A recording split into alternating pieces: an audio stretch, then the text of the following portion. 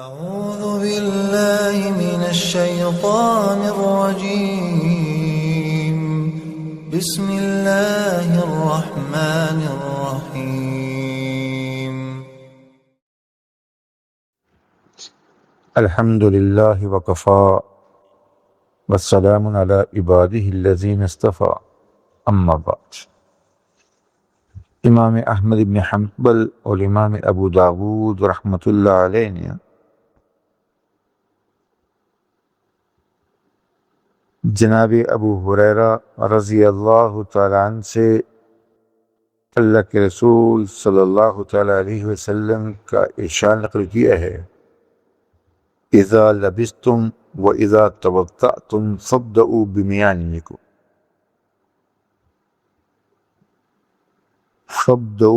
بمیامنکم کہ جب تم لباس پہنو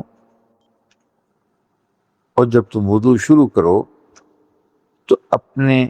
داہنے اعضاء سے اس کی ابتدا کیا کرو۔ اللہ نے نبی علیہ السلام کی مبارک زندگی کو ہم سب کے لیے اسوہ قرار دیے ہے۔ لقد کان لکم فی رسول اللہ اسوۃ حسنہ۔ اسوہ کہتے ہیں ما یطاع صبی، جس چیز کی پیروی کی جائے، جس کے نقش قدم پر چلا جائے۔ تو جب اللہ حضور کی زندگی کے نقش قدم اور اس کی پیروی کا حکم دے رہے ہیں تو اس کا لازمی نتیجہ ہے کہ نبی علیہ السلام کی زندگی کو اللہ نے محفوظ رکھا ہے۔ دنیا کو اللہ نے دارالاسباب بنایا ہے، یہاں چیزوں کو چیزوں کے ساتھ، اسباب کے ساتھ جوڑا ہے۔ یہاں پر رزق کو کمائی کے ساتھ، صحت کو عموماً دوا کے ساتھ، کامیابی کو محنت کے ساتھ اللہ نے جوڑا۔ لیکن یہ بات بھی ذہن میں رہے کہ یہ سب سبب ہیں، حقیقی فیصلہ اللہ کا جاری ہوتا۔ یعنی یہ ہو سکتا ہے ایک آدمی کمائی کی محنت خوب کرے اور رزق نہ ملے، یہ بھی ہو سکتا ہے کہ دوا دارو خوب کرے اور شفا نہ ملے،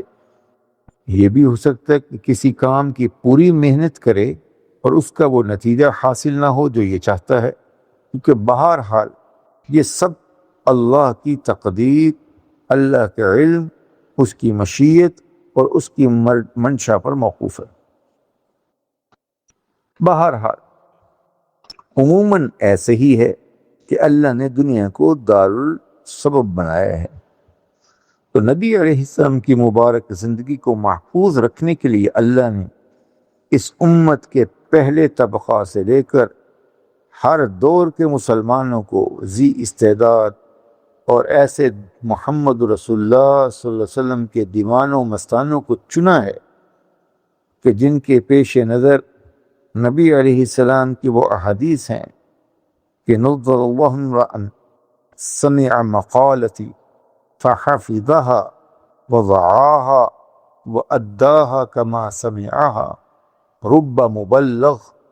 اوعى من سامع، کہ اللہ خوش و خرم رکھے میرے اس امتی کو جو میری بات کو سنے، اس کو یاد کرے، اس کی حفاظت کرتے ہوئے اسے من و عن